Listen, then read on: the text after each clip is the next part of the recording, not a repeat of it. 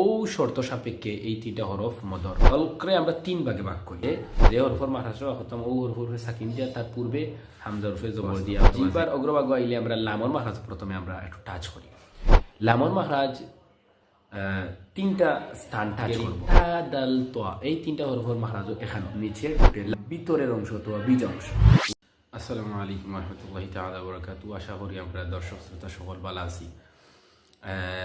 আজকের video topic হয়েছে গিয়ে আজকে আমরা মাখরাজ নিয়ে আলোচনা করব। শুরুতে আমরা যাইছি মাখরাজ। মাখরাজ শব্দের অর্থ হয়েছে গিয়ে বাহির হওয়ার স্থান, বাহির হওয়ার স্থান বা উচ্চারণ হওয়ার স্থান।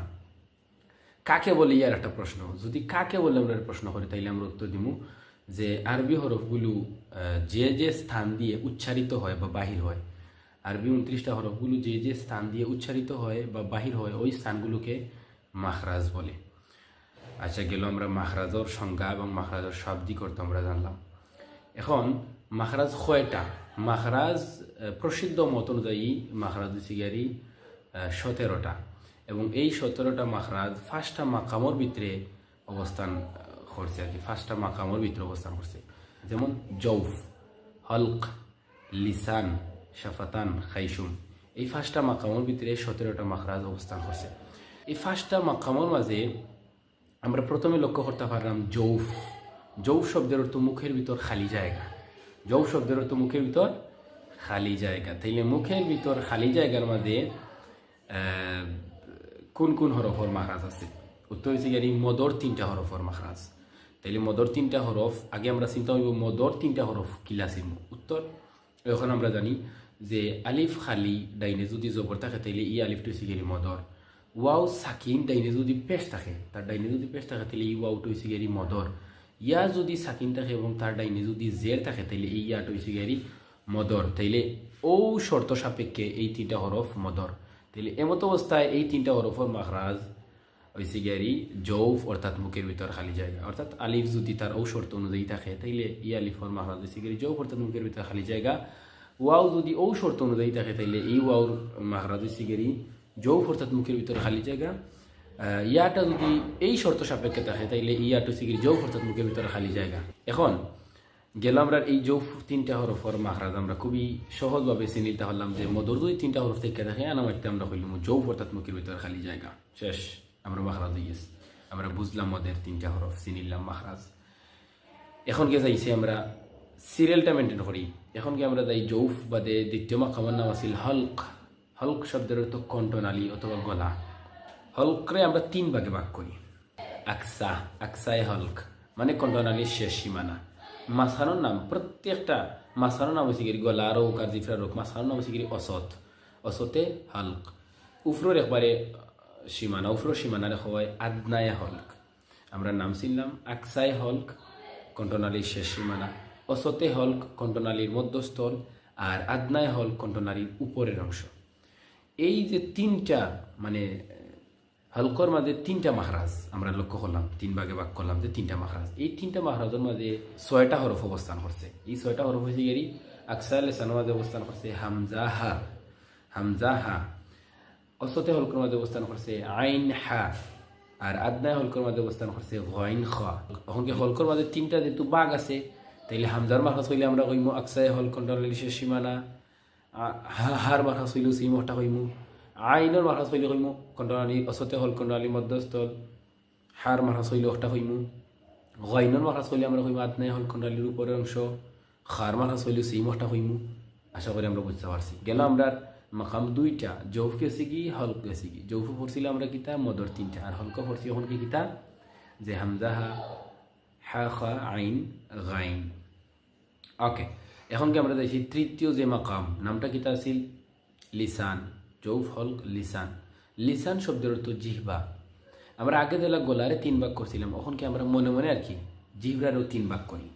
3 ভাগ যদি আমরা জিহ্বারে করি তাইলে আমরা কইমু কিতা আদনায় লেসান, মাঝখান অসতে লেসান, আর জিহ্বারে পরে শেষ সীমানা আকসায় লেসান, যেটা লেহাতর লগে মিলি গেছে।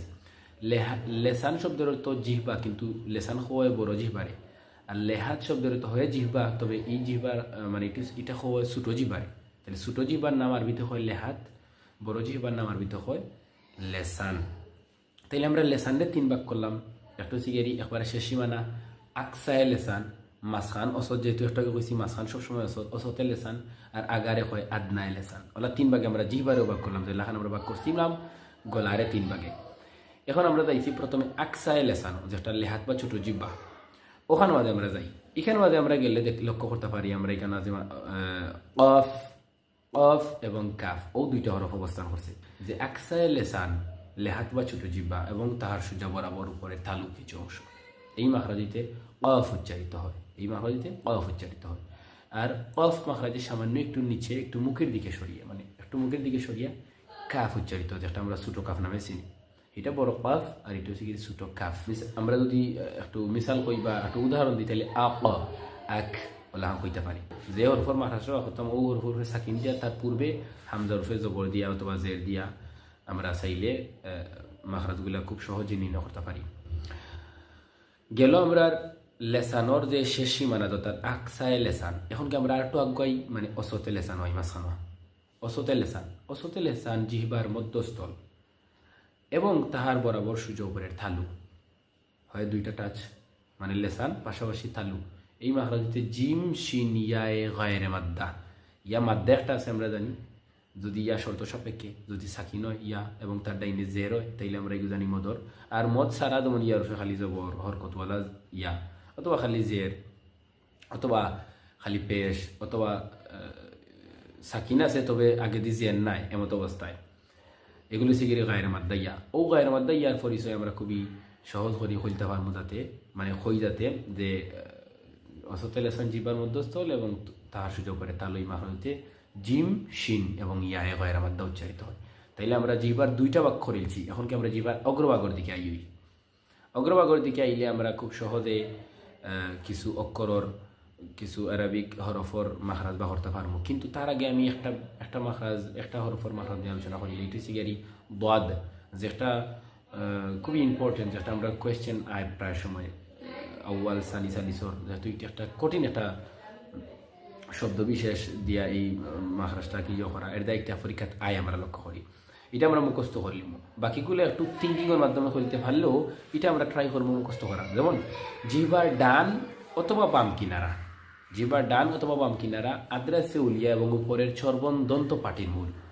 আবার কই আমরা এটা জানি, বালকাউল সাদিক বা প্রাথমিক তাজবিদ ওলাহান ও ভাষ্যগুলা দেওয়া আছে, এটা আমরা এই শব্দগুলোর লগে বেশ পরিচিত।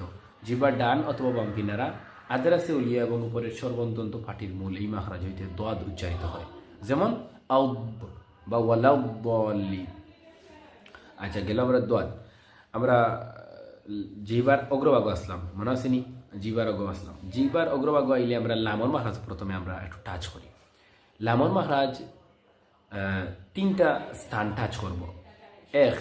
এক তো সিগেরি জিহ্বার অগ্রভাগ তো আসি, দুই সিগেরি দাঁতের মারির টাচ করব এবং তিন সিগেরি তালুর কিছু অংশ তালকা টাচ করব। তাইলে আমরা কইম জিহ্বার আগের অংশের কিনারা, উপরের দাঁতের মারি এবং তালুর কিছু অংশ, এই মাখরাজ হইতে লাম উচ্চারিত হয়। আবার হই জিহ্বার আগের অংশের কিনারা, কিনারা বলতে কি হালকা জিহ্বার আগের অংশ লাগছে এবং তার উপরে দাঁত সানাউলিয়া নামক দুই দাঁতের মারি আর তালুর কিছু অংশ, এই তিনটা জায়গা টাচ করিয়া লাম উচ্চারিত হয়। এখন কি গুরুত্বপূর্ণ যে বিষয়টা শেয়ার করতাম, একটু সিগারি তা দাল তোয়া, এই তিনটা হরফর মাখরাজ এখানেও লামল্লা খান তিনটা জায়গা টাচ করব। জিহ্বার অগ্রভাগ, উপরে দাঁতের মারি, তালুর কিছু অংশ, খালি তা দাল তো উচ্চারিত হয়। খালি ডিফারেন্ট সিগারি লামর বেলা আমরা কইমু জিহ্বার আগের অংশের কিনারা, আর তা দাল তোয়ার বেলা কইমু জিহ্বার অগ্রভাগ। আশা করি আমি বুঝাইতে পারছি। এমনি দুইটার বাকি দুইটাও লাগবো, উপরে দাঁতের মারিও লাগবো, তালুর কিছু অংশ জেলা লামও লাগছে, তা দাল তোর হলো সিম লাগবো। তবে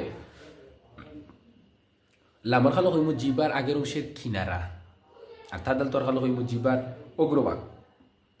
আমি আশা করি বুঝতে পারছি তোমার টান্ডে। জিহ্বার অগ্রভাগ, উপরে দাঁতের মারি বা উপরে সানাউলিয়া নামক দুই দাঁতের মারি, তালুর কিছু অংশ, এই মাখরাজ হইতে তা দাল তো উচ্চারিত হয়। আর লামর বেলায় গেলা হইমু জিহ্বার আগের অংশের কিনারা, উপরে দাঁতের মারি, তালুর কিছু অংশ, এই মাখরাজ হইতে লাম উচ্চারিত হয়। লামি কিনলে নুন হিকা লাগে না, জেলা কাফ হিকিলছিলাম করি কাফ আর হিকা লাগছিল না। কাফর সামান্য নিচে একটু মুখের দিকে সরিয়ে কাফ উচ্চারিত হয়, অফ মাখরাজে সামান্য নিচে একটু মুখের দিকে সরিয়ে কাফ জেলা উচ্চারিত হয়। সেই লাম মাখরাজে সামান্য নিচে নুন উচ্চারিত হয়। এখন কি গুরুত্বপূর্ণ যে একটা বিষয় শেয়ার করি, এটি সিগারি যদি আমরা কাফ মাখরাজর কাফর মাখরাজ ধরাই মানে ছোট কাফ যেটা আমরা চিনি নাকি ওটা ধরাই তাইলে আমরা বুলেও ইলাহান হইতাম মাঝে কফ মাখরাজের সামান্য নিচে কাফ উচ্চারিত হয়। আমরা কফ মাখরাজের সংখ্যাটা আগে হইমু মানে কফর মাখরাজটা আগে হইমু দেন আমরা হইমু যে কফ মাখরাজের সামান্য নিচে কাফ উচ্চারিত হয়। আমি আশা করি বুঝতে পারছি। সেই মলা নুনের মাখরাজও আমরা সরাসরি ইলা হইতাম মাঝে লাম মাখরাজের সামান্য নিচে নুন উচ্চারিত হয়। আমরা হইতাম হইব জিবার আগের অংশের কিনারা উপরের সানাউলিয়া নামক দুই দাঁতের মারি তালুর কিছু অংশ এই মাখরাজ হইতে লাম উচ্চারিত হয় এবং লাম মাখরাজের সামান্য নিচে নুন উচ্চারিত হয়। আমি আশা করি বুঝতে পারছি তোমার তান্ডে। তাইলে আমরা লাম হি কিনলাম নুন হই কিনলাম পাশাপাশি লগে তাদাল তো হই কিনলাম তাদাল তোয়া আল্লাহর মাঝে ডিফারেন্ট কিতা লামর খাল লাগাই জিবার আগের অংশের কিনারা আর তাদাল তোয়ার হলো জিবার অগ্রভাগ। আমি আশা করি বুঝতে পারছি। এখন কি আমরা দেখি বাদর হরফ রা রার বেলাও জিবার মানে জিবার হয়েছে গিয়ে ইগুর মাখরাজ তাও জিবার অগ্রভাগ তাইলে আমরা কইমু জিবার আগের অংশের পিঠ লামর বেলা হচ্ছে জিবার আগের অংশের কিনারা আর রার বেলা হইলাম জিবার আগের অংশের পিঠ। খুবই গুরুত্বপূর্ণ একটা বিষয় মাথাতে রাখতে হইব। ওহান লামর বেলায় তিনটা জায়গা টাচ করছে জিবার আগের অংশের কিনারা উপরে জাতের মারি তালুর অংশ তাদাল তোর বেলা সেম খালি কিনারার জায়গাত লাগছে জিবার অগ্রভাগ। আর ওখানকে আমরা ইকরাম রা যেটা মাত্র দুইটা জায়গা এক জিব্বার আগের অংশের পিঠ উপরে সানাউলিয়া নামক দুই দাঁতের মারি ও দুইটা জায়গা মাত্র এখানে থালু লাগছে না বলে আমরা থালু কথাটা মেনশন করতাম না। তাহলে জিব্বার আগের অংশের পিঠ উপরে সানাউলিয়া নামক দুই দাঁতের মারি এই মাখরাজ হইতে রা উচ্চারিত হয়। আমি রা আশা করি বইতে পারছি তোমার তার নেই। তাইলে আমরা শিখলাম কিতা শিখলাম মদর তিনটা হরফর মাখরাজ আর কি শিখছি কিতা আমরা হলকর ছয়টা আকসায় হল হামজাহা শিখছি অসতে হল আইন হা শিখছি আদনায় হল গাইন খা শিখছি। লেসানো মাঝে আমরা শেষ সীমানা আকসায় লেসান লেহাত পর ছোটো জিব্বা তাহার সুযোগ বরাবর তালু অফ সামান্য নিচে কাফ মাঝখানো অসতে লেসান জিবার মধ্যস্থল তাহার সুযোগ পরে তালু জিমশিনিয়া গয়ের মধ্যে শিখছিলাম। আর এখনকে আগাতেই আমরা লামর শিখছি কিনারা তিনটা জায়গা লাগাইছি তাদাল তোর খালো জিবার অগ্রভাগ তিনটা জায়গা লাগাইছি লামি কিনলে নুন হি কই গেছ আমি কইছিলাম। আর এখন কি আমরা কইরাম আমরা রার প্রসঙ্গটা রাখিতা কইছি জিবার আগের অংশের পিঠ আর উপরে সানাউলিয়া নামক দুই দাঁতের মারি কেন থালু লাগতো না কোনো সময় থালু সব প্রসঙ্গটা আনবায় না। আমরা আশা করি এই বিষয়টা বুঝতে পারছি। এখন কে দেখি আমরা জা সিন সোয়াদ এই তিনটা হরফর মাখরাজ এই তিনটা হরফর মাখরাজ হয় জিবার অগ্রভাগ তবে খালি লাগাইমো আমরা কিতা জিবার অগ্রভাগ সানাউলিয়া মানে উফর দাঁত এবং সুফলা নিচর দাঁতর দরমিয়ান মানে মধ্যবর্তী জায়গা মাঝখান জা সিন সোয়াদ জাসিন একটু জারি মারি হই আমরা জা সিন সোয়াদ জিবার অগ্রভাগ উপরে সানাউলিয়া এবং সুফলার দরমিয়ান সানাউলিয়া সুফলার দরমিয়ান জা সিন সোয়াদ। আমরা আশা করি বুঝতে পারছি তোমার তাহলে। এর বাইরে এই গীতগুলো একটু ফাতলা করে আমরা হই সাজাল জোয়া এগুলো একটু পাতলা করে হই এতে আমরা এগুলোর বেলায় দুইটা জিনিস লাগাইমু এক জিবার অগ্রভাগ দুই সানাউলিয়ার অগ্রভাগ যেমন আস আস আজ আউ ঠিক আছে। তাইলে আমরা খুবই সহজে জাসির সোয়াদর মাখরাজ জানিলাম চিনিলাম বুঝিলাম। আর সাজাল জোয়ার মাখরাজ আমরা গেজ করি তারলাম খুব সহজে। এখন কে দেখি আমরা বাদর ও শেষ আমরা জিহ্বার প্রসঙ্গটা শেষ লেসান শেষ বা লিসান শেষ। এখন কি আমরা চতুর্থ যেটা একটু সিগারি সাফাতান মানে দুই টুটোর মাঝে মাখরাজ কিতা উত্তর প্রথমে আমরা কইমু বা মিম এই দুইটা হরফর মাখরাজ দুই টুটোর মাঝে শব্দটা ওলাখান আনবো বাক্যগুলা যে উভয় টুট মিলাইয়া বা ও মিম উচ্চারিত হয়। যেমন বা আব মিলে গেল উভয় টুট আম মিলে গেল উভয় টুট তাহলে বার মিম উভয় টুট মিলাইয়া উচ্চারিত হয়। আর আর ফা ফা এখানে মধ্যে দাঁতর অগ্রভাগ লাগে আর নিচে টুটের ভিতর অংশ লাগে তাইলে ফার আমরা হিসাবটা ওলাখান হইম ফার মাখরাজটা যে উপরে সানাউলিয়া নামক দুই দাঁতের অগ্রভাগ অসময় আমরা মারি মূল ওটা হইলাম কিন্তু তখন কি অগ্রভাগ মানে আগা উপরে সানাউলিয়া নামক দুই দাঁতের অগ্রভাগ এবং তাহার বরাবর নিচে টুটের ভিতরের অংশ অথবা বীজ অংশ। আবার কই আমি ফার মাখরাজ উপরের সানাউলিয়া নামক দুই দাঁতের অগ্রভাগ এবং তাহার বরাবর নিচের টুটের ভিতরের অংশ অথবা বীজ অংশ এই মাখরাজ হইতে ফা উচ্চারিত হয়। যেমন আস আস আমার দাঁতর অগ্রভাগ লাগে নিচে টুটু বিচার আপ ফা আমরা চিনিলাম। আরেকটা হরফ রয়ে গেছে, এটা শিখেরি ওয়াও। কোন ওয়াও? যে ওয়াও মদর নাই। আমরা মদর ওয়াওর মাখরাজ শিখেছি জৌফ, অর্থাৎ মুখের ভিতরে খালি জায়গা। মদর আলিফর মাখরাজ শিখেছি জৌফ, অর্থাৎ মুখের ভিতরে খালি জায়গা। মদর ইয়ার মাখরাজ শিখেছি আমরা জৌফ, অর্থাৎ মুখের ভিতরে খালি জায়গা। কিন্তু এখন কি আমরা যে ওয়াও একটা শিখলাম, এটা শিখেরি মদ সারা ওয়াও। মদ সারা ওয়াও মাখরাজ কোনটা? বলে উভয় টুট ফাঁক করিয়া ফুলের পাপড়ির মতো ওয়াও উচ্চারিত হয়। কোন ওয়াও? যে ওয়াও মদর নাই। এখন কি হুজুরে আমরা মদর কি মদন নাই, এটা যদি লিখিত আকারে থাকে তাহলে তো আমরা দেখলাম এগুলো মদনী না মদন নাই। যদি শর্ত সাপেক্ষে থাকে, শর্ত আকারে থাকে, তাহলে তো মদর বুঝতে পারবো। আর দুই দিকে আমরা একটু আগে শুরুতে যে মদর তিনটা শর্ত দেখছিলাম, শুনছিলাম, এগুলো যদি দেখি না তাহলে তো মদ সারা ওয়াও। আর মদ সারা ওয়া উইলে আমরা হইম উভয় টুট ফাঁক করিয়া ফুলের পাপড়ির মতো ওয়া উচ্চারিত হয়। আমরা আরেকবার একটু বাঙ্গা দিলেই চাই যে মদর আর মদ সারা কিন্তু পার্থক্য, মানে মাখরাজ কুনানো কুনানো। মদর আলিফ যে একটা, এটার মাখরাজ জৌফ, অর্থাৎ মুখের ভিতরে খালি জায়গা। আর মদ সারা দে গুইগুলো এক হচ্ছে গিয়ে আলিফ হয় না, এগুলো হয় হামজা। হামজার মাখরাজ আকসায় লেসান, যে আকসায় হল কন্ড আলিফ শেষ সীমানা, মনে আছে? ওকে, তাইলে এখন কি যাই ইয়া মদরিয়ার মাখরাজ জৌফ, অর্থাৎ মুখের ভিতরে খালি জায়গা। আর মদ সারাইয়া জিমশিনিয়া অসতে লেসান, জিবার মধ্যস্থল এবং তাহার বরাবর সোজা উপরের তালু, মনে আসেনি? যাই ওয়াও মদর ওয়াও জৌফ, অর্থাৎ মুখের ভিতরে খালি জায়গা। মদ সারা ওয়াও উভয় টুট ফাঁক করিয়া ফুলের পাপড়ির মতো ওয়াও উচ্চারিত হয়। আশা করি আমরা সাফাতানোর মাখরাজগুলো আমরা বুঝতে পারছি। এখন কে যাই আমরা খাইসুম। খাইসুম হচ্ছে গিয়ে প্রত্যেক গুন্নার মাখরাজ খাইসুম। ইন্না সুম্মা গুন্না যত ধরনের গুন্না আছে, ওয়াজিব গুন্না হোক, সব গুন্নার মাখরাজ হচ্ছে গিয়ে খাইসুম।